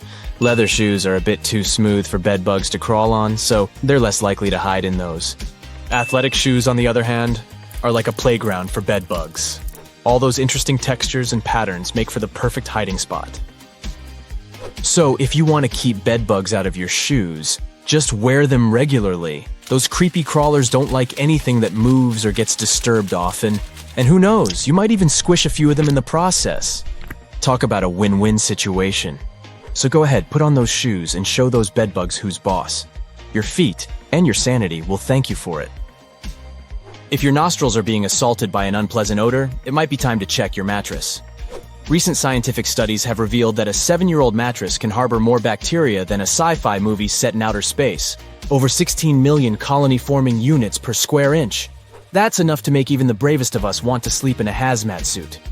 But fear not, for there is a solution to this gross problem. Enter baking soda, the unsung hero of household cleaning. Simply sprinkle some of this magical powder onto your mattress, let it sit for half an hour while you go do something fun like watching cat videos, and then vacuum it up with a brush attachment. Voila! Your bed will smell fresher than a field of daisies on a spring day. So don't let those pesky bacteria get the best of you. And who knows? Maybe your newly freshened mattress will even inspire some sweet dreams, or at least keep the nightmares at bay. Have you ever noticed that your towel smells like a swamp monster's armpit? Yeah, that's because you've been using it for too long. Don't be a bacteria hoarder. Switch out your towel after 3 uses. And if you really want to banish those stinky germs, toss in some baking soda every now and then. Your nose, and if you share an apartment, your roommates will definitely thank you. If your bathroom smells like a swamp, it could be because of stagnant water or some gross residue in the drain. Don't worry, if the plumber can't come until tomorrow, you can hack the smell by adding a few drops of your favorite essential oil to the toilet paper roll. It won't solve the problem, but at least you won't feel like you're suffocating. Now, onto the stinky toilet brush. Squirt some scented detergent right into the holder, or make your own DIY scent with distilled water and essential oil. It will get rid of bacteria, and the essential oil will hide bad smells. Just make sure you're allergic to the oils you choose. Moving on to the dishwasher. Did you know that mold can grow in there? Gross, right? Run a dry heat cycle with no dishes but some vinegar instead. Make sure to flush all the interiors, including the filters and panels. And if your silverware basket is looking a little moldy, soak it in some diluted antibacterial detergent before rinsing it thoroughly. Now let's talk about weird sounds in your house. Clicking and knocking in the winter or fall could be from turning on the heating or radiators. If there's condensed steam stuck in the system, try bleeding the radiators. And if you hear a bubbling sound, it could be a water leak or sediment in the water heater. Shut off the main water and listen. If the sound stops, call the plumber. If not, try draining the tank. If you're moving into a new house, check the walls and ceiling for any red flags. Fresh paint could be hiding something, so ask the landlord what's up. And stay away from popcorn ceilings. Not only are they ugly, but they contain asbestos. Asbestos is like a bowl of alphabet soup. It's made up of all these hard-to-pronounce crystal fibers: chrysotile, anthophyllite, tremolite, crocitolite, actinolite, and amazite. But don't let their wacky names trick you. Asbestos is one tough cookie. It can withstand high temperatures, chemicals, and even electricity. No wonder it was such a popular building material back in the day. Asbestos is like a sneaky ninja. It can break down into teeny tiny fibers that are so small they can float around in the air for days. And if you accidentally breathe in these fibers, it's like inviting a dangerous guest to your lungs. Yikes. So let's give asbestos the boot and keep our lungs happy and healthy. Just be careful if you're renovating an old home. You never know if you'll uncover a surprise layer of asbestos roofing. Odor-causing bacteria love to party in your kitchen sink and drain. And don't even get us started on the garbage disposal scraps. It's like a bacteria buffet in there. But there's a fun solution for you. Once a week, throw a party of your own by inviting 6 ice cubes, 1 tablespoon of baking soda, 3 thin lemon slices, and 1 teaspoon of bleach to the disposal. Turn up the music. Turn on the disposal and let those ice cubes do their thing. When the party's over, rinse with cold water for 30 seconds and voila! A fresh and clean sink. Your new sofa or cabinets could be secretly releasing some stinky gases into the air. Yep, it's true. These gases, called volatile organic compounds, aka VOCs, can make your nose and throat feel pretty irritated. And if that's not bad enough, they can even give you a headache or make you feel dizzy. Yikes! But don't worry, I've got your back. If you can, try opening up some windows to get some fresh air flowing. And if you're on the hunt for some new furniture or home products, keep an eye out for low VOC options. Your nose will thank you. Plus, who wants to be surrounded by stinky furniture anyways? How long do you think ice cream has been saving humanity on hot summer days? For many centuries. No one knows for sure the story of how ice cream was discovered, but it likely dates back to at least as far as the 4th century BCE. Of course, it wasn't the ice cream we know today. Alexander the Great, the king of Macedonia, would enjoy snow and ice covered in honey and nectar. That's the early ice cream. The Roman Emperor Nero Caesar was eating snow flavored with fruits and juices. How would those guys get snow if they lived in very warm climates? Well, their helpers would run up a nearby mountain to bring some from up there. I'm not sure how they were dealing with it without a refrigerator, but I guess they had ways.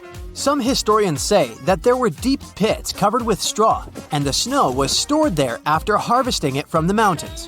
How it didn't melt on the way to the pit remains a mystery to me, but history has many of those. Okay, so far it's just been ice and snow, but we all know it's not the ice cream we're used to. One of the main ingredients of the dessert we know today is milk, and this one most likely appeared in China around the 7th century CE. Back then, the Tang dynasty was ruling the country, and the emperors probably were the first ones to eat ice cream that contains milk. Back then, it was made from buffalo, goat, or cow milk. To enhance the flavor and aroma, they were adding camphor to it. Then, metal tubes would be filled with the mixture and stored in an ice pool to freeze. Let's leave China for a little bit and move to the Arab world during medieval times. Time to observe what frosty treats they ate there. They used to drink icy refreshments, the earlier versions of sorbet. There, they were typically made of pomegranate, cherry, or quince. Soon after, the Europeans picked it up, and it became quite popular in Europe too. The Italians and the French are the ones who especially adored it, so they took it from there and perfected it into their own versions. In the 17th century, Antonio Latini became the first person to officially record a recipe for his sorbetto. It contained fruits, ice, but also sugar and milk.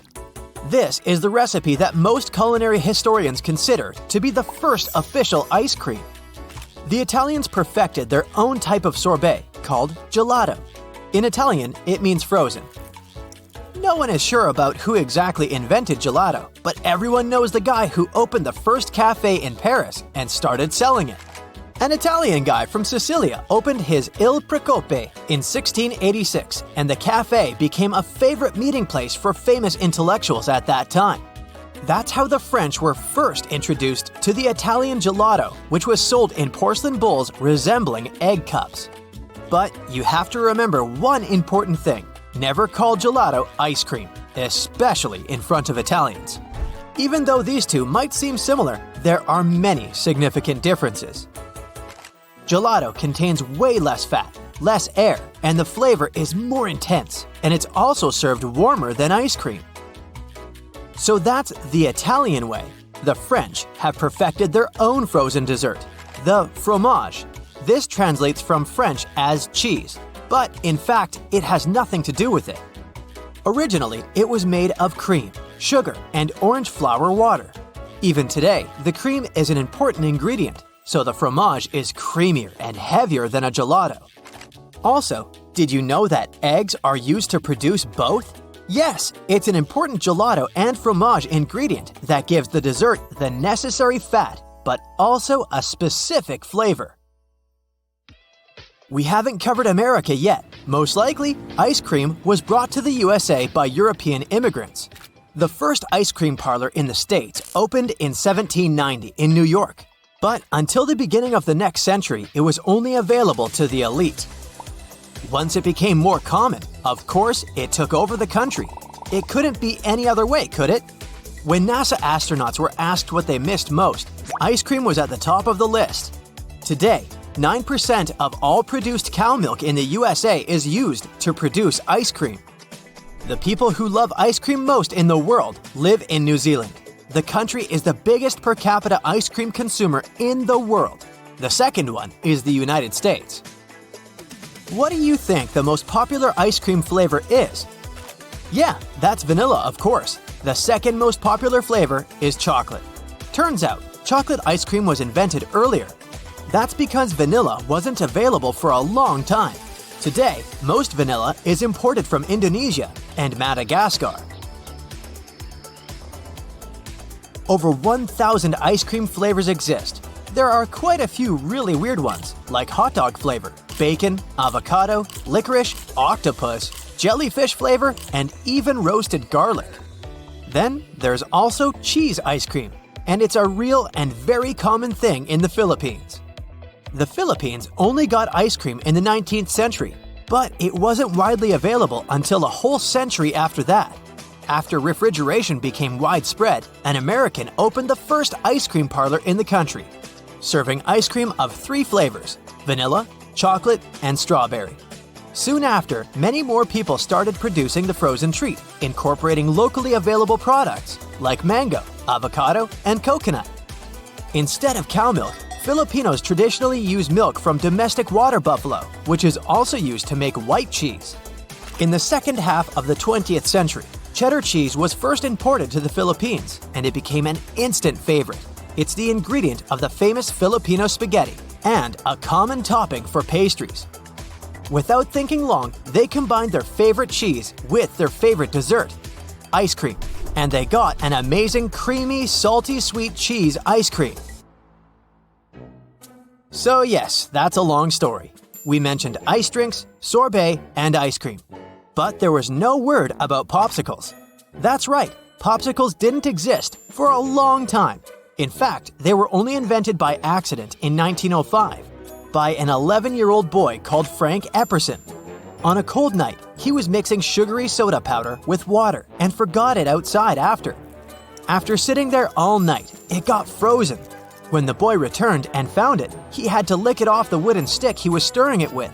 He liked it so much that he started producing them. He called them Epsicles, honoring his own name, but later the name evolved into a popsicle. Ice cream cones were invented just a year before popsicles in 1904. So, a guy was selling waffle-like pastries at a fair. Right next to him, there was another guy selling ice cream. At some point, the ice cream guy ran out of dishes and didn't know what to do. So, his neighbor rolled his waffle and offered to sell ice cream in them.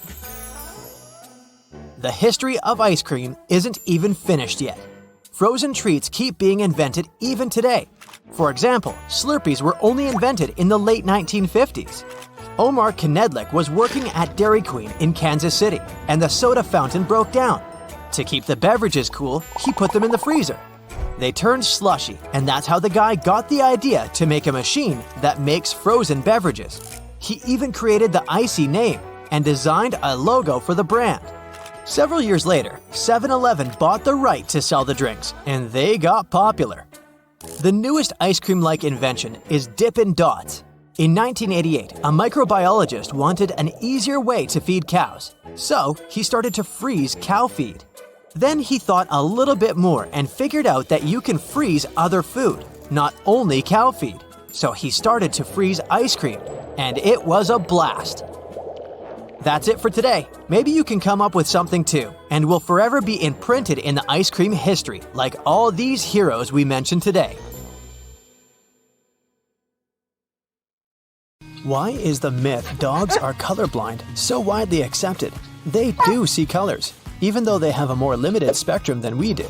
They see blue, yellow, and violet pretty well, but it's hard for them to tell the difference between orange, red, and green. So, if you want to redecorate your dog's house, maybe you should stick to purple and blue shades. Animals, plants, and humans, we're all actually connected and have common traits because we've all evolved from the same micro-ancestor. This would be our planet's original ancestor, LUCA. This stands for the last universal common ancestor, which is a 3.8 billion-year-old organism. Closing the eyes can improve your memory. Let's say you want to listen to a story and see how much you can remember. Studies show that if you close your eyes and take a 15-minute rest, you'll remember it better. A good technique for when you're studying or trying to remember some boring information. The pink corner of your eye is actually the remnant of the third eyelid. We all have this mysterious membrane. The third eyelid is way more prominent in certain mammals and birds since it protects their eyes from dust. But for humans, this tissue doesn't have any particular meaning, so scientists believe we'll eventually lose it. When potatoes are exposed to too much light, they mostly turn green, whether they're in a factory, storage, or a field. This happens because they start to form chlorophyll, a pigment that gives plants green color. So when you see green potato chips, it means they were made from one of these potatoes that were exposed to light for a longer time. But just because some green potato chips made it into the bag doesn't mean you should eat them. As it turns out, the green areas on potatoes and on chips are not good for you. Nothing's going to happen if you eat one or two of these green potato chips. But if you eat too much of a green potato, you might experience some discomfort. Despite their name, some oranges are not orange. Some initially contain large amounts of chlorophyll, which makes this citrus green-colored in the first place. As it matures and ripens, the chlorophyll slowly disappears as the fruit is exposed to cool temperatures. That's when it gets its color. But this is also why, in warm areas across the world, oranges remain green. If you've ordered something small from Amazon, like a pen, a single book, or something else, you might have got it in a box that seemed way too big for your item. And it's not an accident, nor random. It's because of their complex shipping algorithm. It takes into account the size of other packages going to the same place, as well as the size of the shipping vehicle. The small item gets a box size that will fit the space inside the vehicle together with other packages, and keep boxes from sliding around. Physicist and inventor Percy Spencer discovered microwaves by accident. He was building a magnetron for some of his radar equipment. At one moment, he realized the chocolate bar he had been keeping in his pocket had begun to melt. He was curious about what was going to happen next, so he directed microwaves at eggs, which exploded, and popcorn, which popped. This is how he discovered a great tool to heat food that uses less energy than a conventional oven. In its original version, the clay-like substance we call Play-Doh today was a wallpaper cleaner. It was invented and sold for the purpose of lifting soot off of wallpaper. At the time it first showed on the market, you could only get it in an off-white color, but later they started selling it as a toy. The substance was produced in yellow, blue, and red. Today, you can get it in more than 50 colors. Bubble wrap had a somewhat different purpose at its beginning. It was supposed to be wallpaper. In the 1950s, when it first showed up, two engineers decided to glue two shower curtains together. That's how they trapped small bubbles of air between them. They were trying to create some sort of textured wallpaper, but it didn't take off. A couple years later, IBM had to ship some data processors and needed something to protect them, which is when the phenomenon of bubble wrap came up. One study showed that 1 minute of popping bubble wrap is as calming as a 30-minute massage. Why don't electric fans cool the air? You could set a thermometer in front of it and choose a turbo mode, but the temperature won't go down. In fact, the temperature might even go up if you leave the thermometer next to the working parts, thanks to the electric current. A fan won't cool the air, but it will cool you or any other object with water inside. An electric fan improves air circulation in a closed space. Plus, it speeds up evaporation, which makes liquids, including the sweat on your skin, a bit cooler. Have you noticed pen caps have tiny holes on the top? It seems random at first, but it's actually a lifesaver. If you can accidentally swallow this cap, the hole ensures you can continue breathing because the cap won't completely block the airway. If you take a closer look at the night sky, you'll see stars come in different shapes and sizes. White is the most prevalent color, true, but they sparkle in shades of red, blue, and yellow too. But you won't see a green star. It's not that stars don't emit green light, it's just that our eyes don't see it like that. Stars vary in colors when they burn at different temperatures. The hottest stars appear blue, while the coolest stars seem to burn in red hues, but they all shine in multiple colors. They emit different light wavelengths that represent various parts of the color spectrum.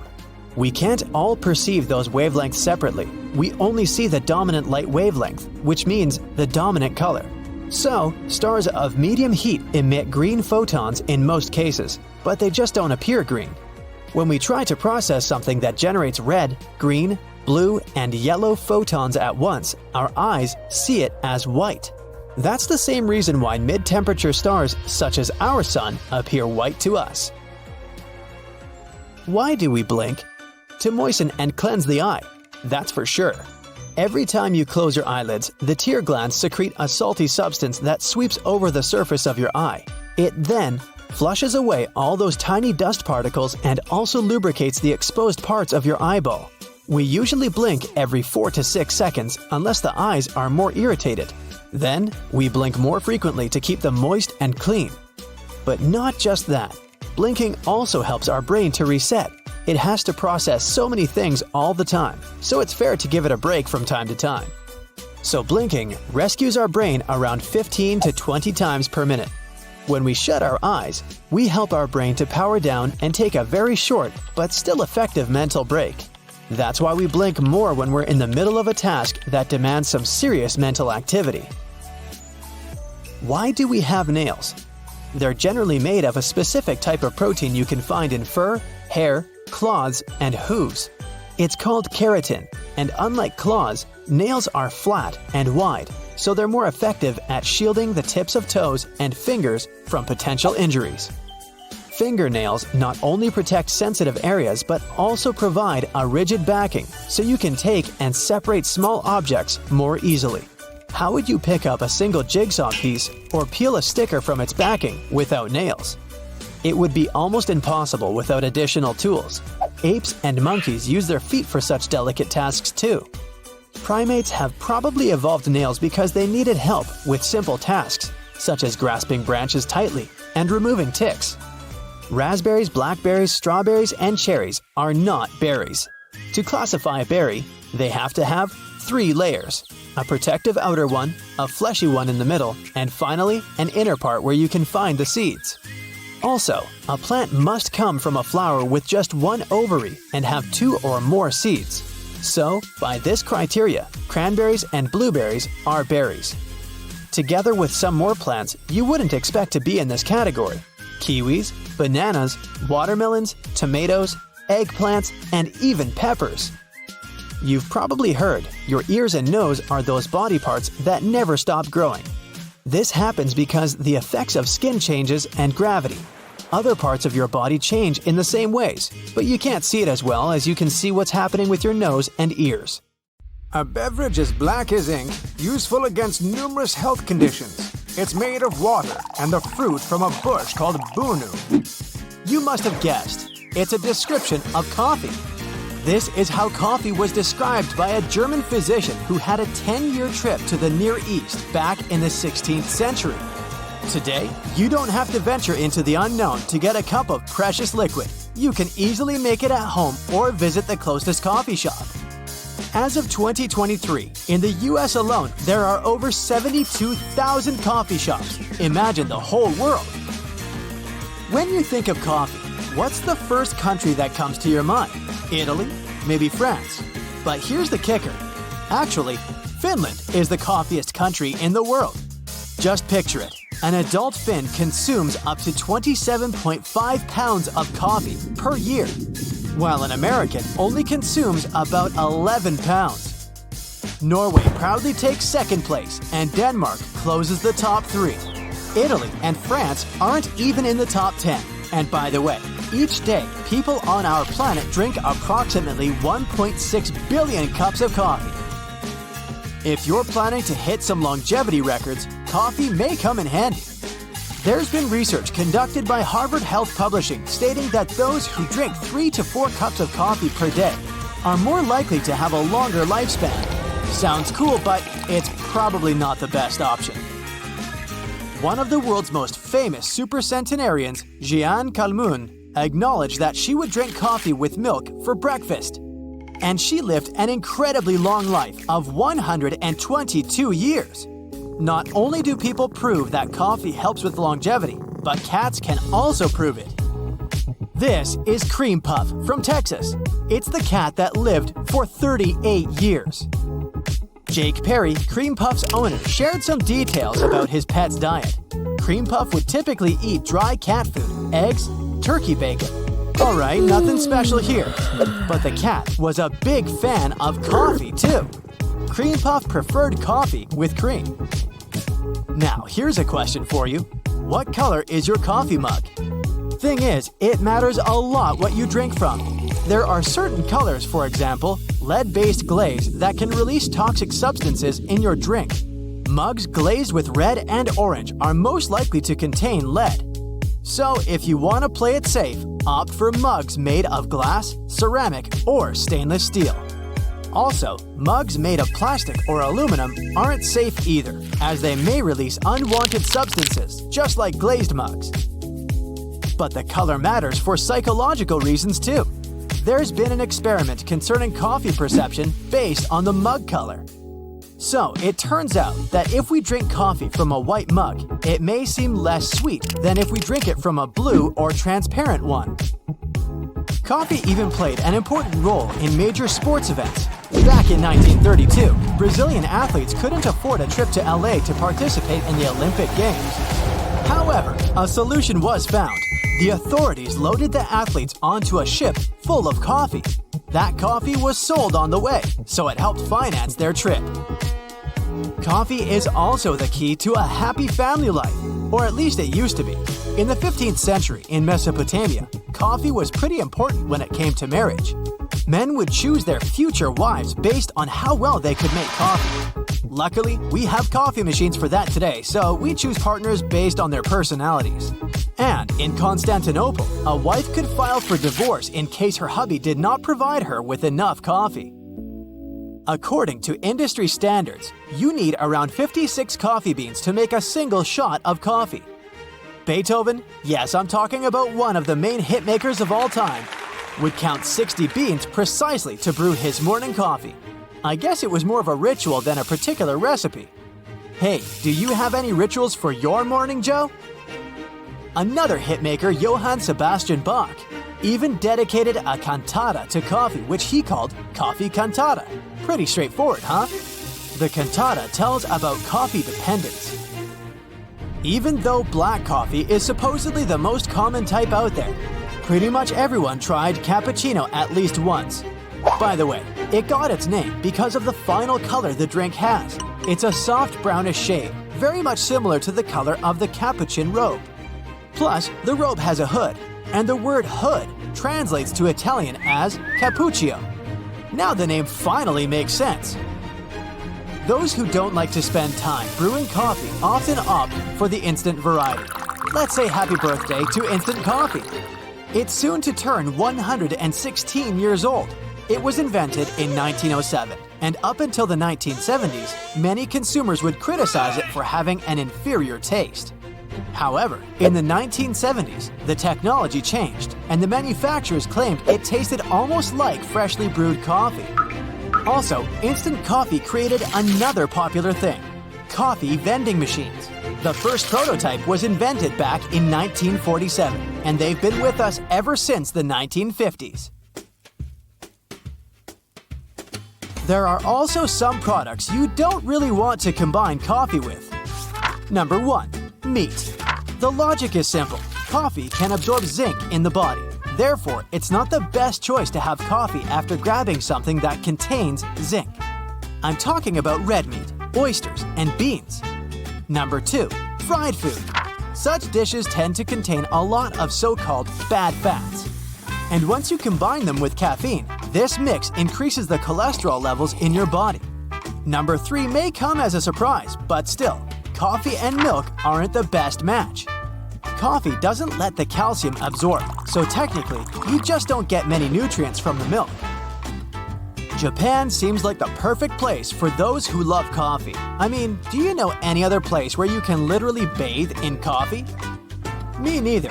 So this hot springs spa and water amusement park near Tokyo got famous for its extraordinary hot tubs. There are 26 baths in total, and they're filled with coffee, green tea, and many other drinks. Only fresh ingredients are used, and the baths get refilled every day. So to make a coffee tub, they brew coffee beans with water from natural hot springs. By the way, the price is pretty reasonable. An adult ticket costs about $36. If you tried to make a coffee tub yourself, you'd probably spend more. Time to debunk another myth. Decaf coffee does have caffeine. A middle-sized decaf drink has about 7 milligrams of caffeine, while regular coffee has about 7. Yep, 10 times less, but it's enough to disrupt your sleep.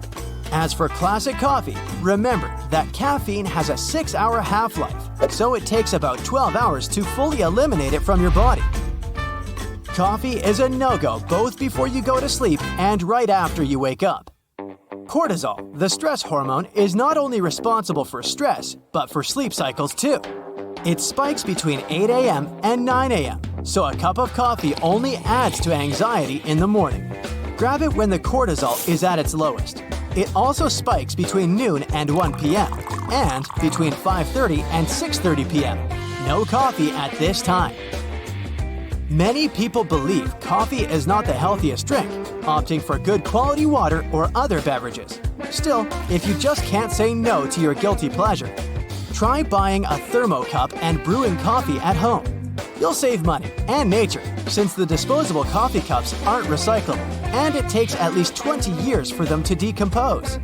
A pop-in in a coffee shop may be your daily ritual, but have you ever counted how much you spend on your morning habit? Millennials spend over $2,000 a year on coffee, investing sometimes more than they do in their retirement.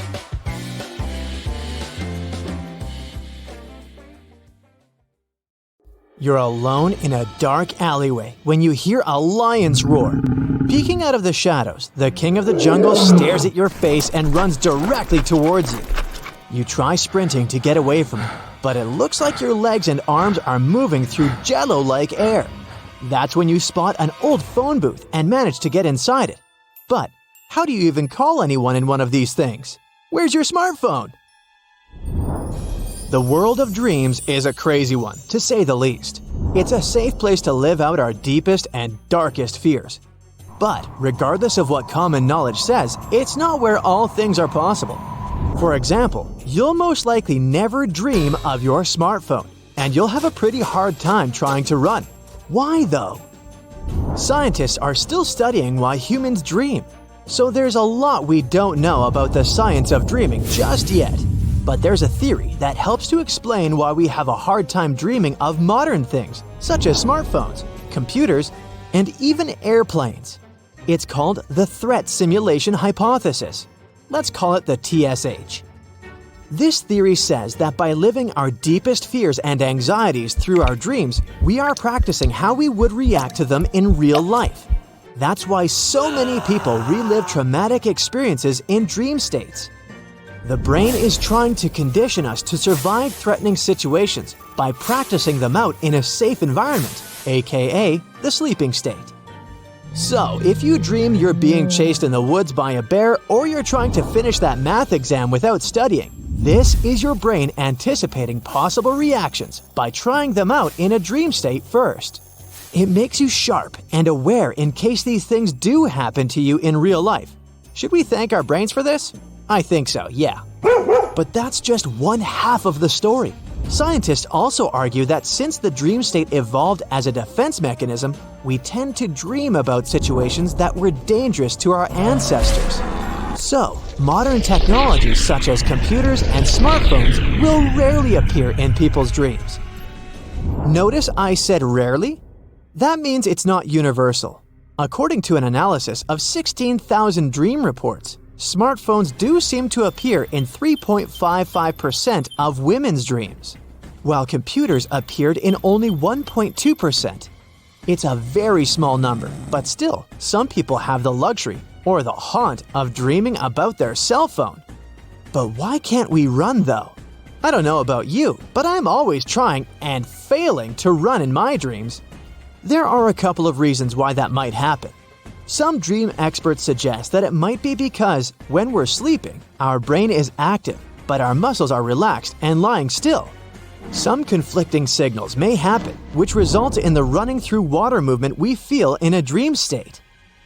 Another theory says that when we're dreaming, we're engaging in a constant act of world building. Our brain is building the scenarios we're engaging with, processing all the information that's unfolding before us. If we started running, maybe the brain wouldn't be able to keep up with the world building. So our dream avatars are slowed down to a speed that is compatible with the brain's processing speed. You're flying above crystalline sea waters. The wind is brushing through your hair. You look around, and there's a pig-faced pelican smiling at you. It approaches you and starts to tickle your nose with its feathers. You laugh, but you can't feel a thing. What's up with that? Here's a fun fact. Even lucid dreamers can't feel ticklish when they're dreaming. In case you don't know, lucid dreaming happens when a person is aware that they're dreaming and starts to constantly narrate the course of their dreams. It's where you get to be the scriptwriter and director of your own life. Scientists speculate that lucid dreaming is not a state of sleep, but rather a state of wakefulness, where the person can establish a so-called two-way communication between dreaming and real life. Does this remind you a little bit of the movie Inception? If it does, that's because Christopher Nolan took inspiration from his experience with lucid dreaming in order to write this movie. Anyways, in a study published by a neuroscience journal, researchers worked with lucid dreamers to see if they could tickle themselves or be tickled by other characters in their dreams. And they found something quite amazing. Dreamers couldn't feel the tickles. Researchers think this suggests that when we're dreaming, the part of the brain that reacts to stimuli is minimized. And let's face it, that's a good thing when you're dreaming you're stuck inside a house catching fire, right? Now let's say you just woke up from an agitated dream. You spent the night dreaming you were at a rock concert where the band members were your childhood stuffed animals. You remember all the minor details of the dream, but you can't seem to remember any of the melodies the teddy bear band was singing. Why is that so? Most people don't or can't dream of music. But that seems so strange since music is a huge part of our daily lives. The only ones who do seem to dream and remember the soundtrack of their sleeping lives are musicians. To understand this a bit more, we have to look at another dream theory. In 1983, scientists came up with a neurobiological theory called reverse learning. This theory says that during our REM sleep cycles, the neocortex reviews our daily neural connections and decides what to do with them. That's when our short-term memory is tucked away in the long-term memory section of our brain. And it's also the moment when our brain cleans up. It dumps the unnecessary neural connections and tries to keep the important ones. In this theory, dreams are the result of this unlearning process. Say you've been dealing with some anxiety regarding your work. You suspect you might get fired and that's all you think about. Your brain makes up different make-believe scenarios, playing out a series of interactions that end up never happening in real life. Some of these neural connections will be deleted from your brain database while you sleep. This is what might happen to music. The dreaming mind treats music as parasitic and non-essential, preventing it from ever making it to the long-term memory pile. If you think about it, our brain kind of protects us from having that cheesy melody stuck with us for eternity. Let's do a quick thought exercise. Consider that an average human being spends about 2 hours dreaming every night. That means by the time that you're 80 years old, you'll have dreamed the equivalent of 60,000 hours. That's 10 years worth of dreaming. Crazy, huh? Now imagine if our brains didn't erase a cheesy melody we listened to more times than we would have liked. I can't even begin to imagine the overload of information our brains would have been able to stock. Moving on. You know what else you can't do while you're dreaming? Experience things in real time. We just said we spend an average of 2 hours dreaming each night, but on average, we sleep around 8 hours, and it does feel like we spent all those hours dreaming. According to recent research, a simple action that might take 5 minutes in waking life to be performed can take much longer in a dream. They tested this out with lucid dreamers, where scientists would ask them to perform a task and signal when they're done, while the researchers timed everything. Perhaps that's why we get the impression we dream for 8 hours straight every night. Tell me one thing though, how many of you even remember your dreams? According to statistics, half of us remember at least one dream a week. And women are more likely to remember their dreams compared to men. Care to tell us about any recent dreams of yours?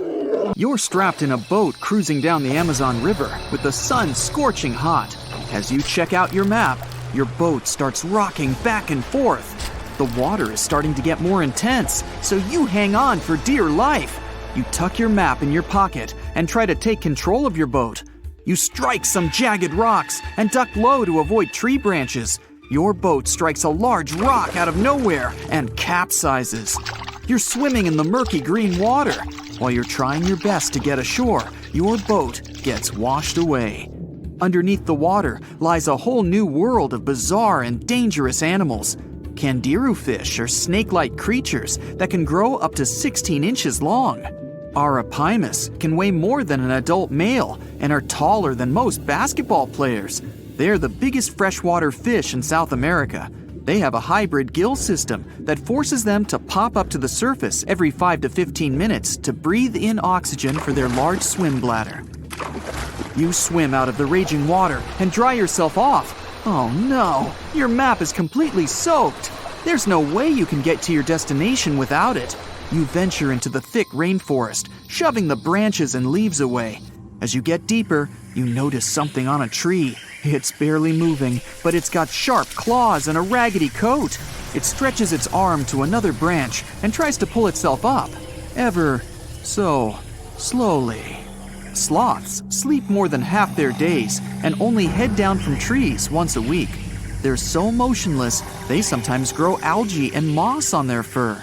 The rainforest gets denser with each step until there's barely any sunlight illuminating the path in front of you. You notice a figure following you. With every branch you step on, you can hear a faint sound right next to you creeping around. You start walking a bit faster, and the sound catches up with you. You make it out of the dense part and tread along a narrow path until you reach a cliff. You can't walk normally here, so you pin against the wall and walk sideways to cross the hills. You slowly move across with the river 30 feet below you. You move your right foot, and some rocks fall into the river.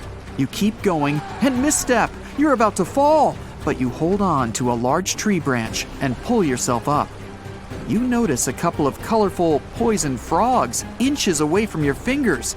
Touching any of these frogs can be extremely dangerous and harmful, despite their amazing color patterns. The golden poison frog is one of the most poisonous animals in the world. One of them hops right next to you, so you let go of the branch and fall back in the river. The river is washing you down until you reach a calm current. Underneath you is a swarm of piranhas swimming with their sharp teeth. The red color on their skin is unmistakable, so you swim off like an Olympic athlete. Piranhas will eat anything that gets in their way, no matter the size. You grip onto a log and climb up a small rock to catch your breath. There's a huge electric eel underneath the rock. Despite their name, they're more related to catfish than eels. They use their powerful 600 volts of electricity to defend themselves and catch food. You're stuck, unless you're like the common basilisk that can run on the water like a jet ski. These incredible lizards have special webbing on their toes and can run the distance of a basketball court. You hop on a bunch of rocks until you reach the land. You continue walking along the riverbank until you come across a moving rock. You rub your eyes and see it moving again. It's a dinosaur-looking turtle that resembles a crocodile with armor. The mata mata is a freshwater turtle that disguises itself with its surroundings to catch prey. Their heads stretch longer than their bodies. You shimmy your way past it and continue. You head back into the rainforest and find a spot to rest. Wait, there are giant ants everywhere. They're the biggest ants in the world and can produce one of the most painful stings out there, even comparable to a wasp's sting. You immediately get up and find another place to rest. As you continue walking along, you notice the same feeling of something following you. You can hear some leaves rustling, but it's getting dark and there's no way of telling. You find a nice little spot to build a campfire and catch some Z's, but in the Amazon, everything is a threat. Except for those cute capybaras wandering around. They live in groups next to water sources. They're also the biggest rodents in the world. You don't need to worry about them if you're stuck in the middle of the Amazon rainforest. Suddenly, you feel something slithering up next to you. You look down and see a massive green anaconda just about to constrict you. They are the heaviest snakes in the world and can grow up to 20 feet long and have a huge appetite. You get up and sprint your way out of there. All right, you found a decent cave to crash in. It's daytime again, and you're still alive. You continue walking along the rainforest. You were able to find some breakfast to boost your energy for the rest of the day. You spot something on a tree that looks like a branch, but it's actually a potu, a master of disguise that can spend days motionless on broken tree branches. These bizarre birds use those branches as their permanent home, where they lay their eggs and chill all day. You continue your way through the rainforest and see a Brazilian wandering spider crawling on a tree branch right in front of you. 8 of these species can be found in the Amazon area. They are some of the most aggressive and venomous spiders out there. So, you make a big detour and walk away from it. You feel someone walking next to you again, but you still can't figure out what it is. You see a steep cliff with a waterfall hitting a large lake ahead of you. Looks peaceful, until you see a team of black caimans gathering around the shore. They're the biggest predators in the whole Amazon ecosystem and feed on anything that moves. It's a good thing you're on high ground, otherwise, whoa! You slip and fall down the river, right on the deep end. So far, no caiman spotted you. You swim underwater and try to get to the opposite end of where the reptiles are. As you climb out and dry yourself off, you notice some large black spots on you. You try pulling them off, but they've latched on pretty hard. The Amazon giant leech finds its target by tracking movement and shadow. Once they attach themselves to the skin, it's extremely difficult to extract them. The best way to do so is to slide your finger next to its mouth and pull it off slowly. Ugh. You manage to get them off your body and see that the caimans are swimming towards you. You're pinned to the wall with the lake of hungry reptiles approaching. Suddenly, a pink dolphin jumps out of the water and splashes all over them. They can grow larger than humans and are the celebrities of the Amazon. Scientists think they get their color from the blood capillaries on their skin. The Amazon even has bull sharks swimming around. These carnivorous giant fish are threatening to humans and can swim in both saltwater and freshwater. These sharks prey on anything within their reach, including other sharks. The dolphin distracted the caimans, so you climb up the cliff and try to find the best way to escape. Opened jaws waiting for you to fall into the pit are right below you. You're lucky enough to escape to the top, but as your arms pull you up, the first thing that you see is a jaguar looking straight at you. It's the creature that's been following you this whole time. You get up while it starts circling you, timing its strike.